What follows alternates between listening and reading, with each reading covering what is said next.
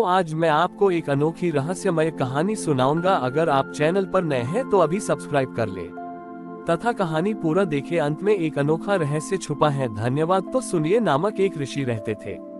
मेघदूत अपनी अद्वितीय तपस्या के लिए जाने जाते थे, क्योंकि वह वर्षों से केवल एक ही मंत्र का जाप करते थे, ओम नमो भगवते वासुदेवाय। मेघदूत का लक्ष्य किसी शक्ति या स्वर्ग को पाना नहीं था, बल्कि वह ये जानना चाहते थे कि इस सृष्टि में वासुदेव भगवान विष्णु की सबसे छोटी और सबसे बड़ी अभिव्यक्ति क्या है। वो हर जगह वासुदेव को देखना चाहते थे, लेकिन उन्हें केवल भव्य मंदिर या विशाल आकाश में ही विष्णु दिखाई देते थे। उनकी यह जिज्ञासा अत्यंत शुद्ध थी, जिससे प्रभावित होकर भगवान विष्णु ने उनकी परीक्षा लेने का निर्णय लिया। विष्णु जी ने स्वयं को एक अत्यंत वृद्ध, कमजोर और बीमार कुत्ता के रूप में बदला। ये कुत्ता इतना बुरा था कि वह चल भी नहीं सकता था और उसकी आंखें कमजोर थीं। वह मेघदूत के आश्रम के द्वार पर आकर गिर गया। जब मेघदूत ने अपनी कुटिया का द्वार खोला तो उन्होंने उस बीमार कुत्ते को देखा। ऋषि को तत्काल एक विचार आया, मैं यहाँ वासुदेव को खोजने आया हूँ और यह कुत्ता अवश्य ही मेरे समय और तपस्या को बर्बाद करने आया है। ऋषि ने अपनी तपस्या की शक्ति पर गर्व करते हुए उस कुत्ते को घृणा से देखा और कठोरता से कहा, अरे प्राणी, तुम मेरे आश्रम को दूषित कर रहे हो। मेरे तप में बाधा मत डालो और यहाँ से चले जाओ। कुत्ता कुछ नहीं बोला। उसने केवल अपनी दर्द भरी आंखें ऋषि की ओर उठाई और शांत पड़ा रहा। मेघदूत ने उसे हटाने के लिए अपनी कमंडल से थोड़ा जल छिड़का, पर कुत्ता तस्से मज नहीं हुआ। क्रोधित होकर ऋषि ने अपने तप के तेज से कुत्ते को भस्म करने की सोची। जैसे ही ऋषि ने अपनी आंखें बंद करके अपनी शक्ति केंद्रित की, तभी उनके कानों में उनका ही जाप गूंजा, ओम नमो भगवते वासुदेवाय। इस गूंज ने ऋषि को झकझोर दिया।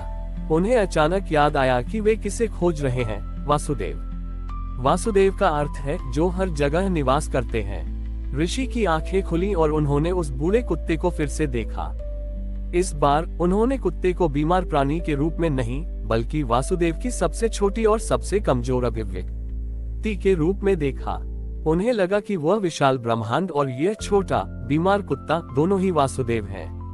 उनके मन में विचार आया, यदि मैं विशाल वासुदेव की पूजा करता हूँ और सबसे छोटे वासुदेव की उपेक्षा करता हूँ, तो मेरी तपस्या झूठी है। तत्काल ऋषि का अहंकार टूट गया। वह तुरंत नीचे झुके, उस गिरे हुए कुत्ते को उठाया और उसे अपनी गोदी में ले लिया। उन्होंने अपनी तपस्या की सारी ऊर्जा कुत्ते के उपचार में लगा दी। उन्होंने उसे अपनी कुटिया के अंदर अपने ही आसन पर लिटाया और उसकी सेवा में लग गए। जिस क्षण ऋषि ने सच्चे प्रेम और संभाव से कुत्ते को स्पर्श किया, उसी क्षण वह कुत्ता प्रकाश के पुंज में बदल गया। वहां भगवान विष्णु प्रकट हुए। विष्णु जी ने मुस्कुराते हुए कहा, मेघदूत, तुमने अपनी तपस्या पूरी कर ली है। तुमने जान लिया है कि मेरा सबसे बड़ा स्वरूप वह है जिसे तुम अपनी आंखों से देख नहीं सकते। अनंत ब्रह्मांड और मेरा सबसे छोटा स्वरूप वह है जिसे तुम अपनी आंखों से नजरअंदाज कर देते हो, कमजोर प्राणी। सच्ची भक्ति यह नहीं है कि तुम मुझे विशाल रूप में पूजो, बल्कि यह है कि तुम मुझे सबसे कमजोर और सबसे जरूरतमंद प्राणी में देखो। संभाव ही वासुदेव मंत्र का अंतिम सत्य है। ऋषि मेघदूत को मोक्ष प्राप्त हुआ और उन्होंने ये सिखाया कि सच्ची आध्यात्मिक खोज भव्य स्थानों पर नहीं, बल्कि उन साधारण प्राणियों की सेवा में पूरी होती है जिन्हें दुनिया तुच्छ मानती है। ऋषि मेघदूत ने भगवान विष्णु से क्षमा मांगी और उनके समक्ष नतमस्तक हो गए। उन्होंने अपनी उस गलती को स्वीकार किया जहां उन्होंने अपनी आध्यात्मिक श्रेष्ठता के अहंकार में सबसे छोटे और कमजोर प्राणी को अस्वीकार कर दिया था। भगवान विष्णु ने आशीर्वाद दिया, मेघदूत, अब तुमने वह ज्ञान पाया है जो वेदों के ज्ञान से भी ऊपर है। वह है संभाव से सेवा का ज्ञान। अब तुम्हें ये ज्ञान संसार को देना होगा। विष्णु जी ने उन्हें एक अंतिम कार्य सौंपा। उन्होंने कहा, जाओ और पृथ्वी पर एक ऐसा आश्रम स्थापित करो जो किसी पवित्र नदी के किनारे या किसी उच्च पर्वत पर न हो, बल्कि समाज के सबसे उपेक्षित और गंदे स्थान पर हो। वह आश्रम केवल संभाव सेवा के लिए समर्पित होगा। मेघदूत ने आज्ञा मानकर अपनी तपस्या का स्थान छोड़ दिया। उन्होंने कोई भव्य मंदिर या मठ नहीं बनाया। उन्होंने नगर के सबसे किनारे, जहां कूड़ा और बीमारियां थीं, वहां एक छोटी सी कुटिया बनाई। मेघदूत ने वहां कोई मूर्ति नहीं रखी।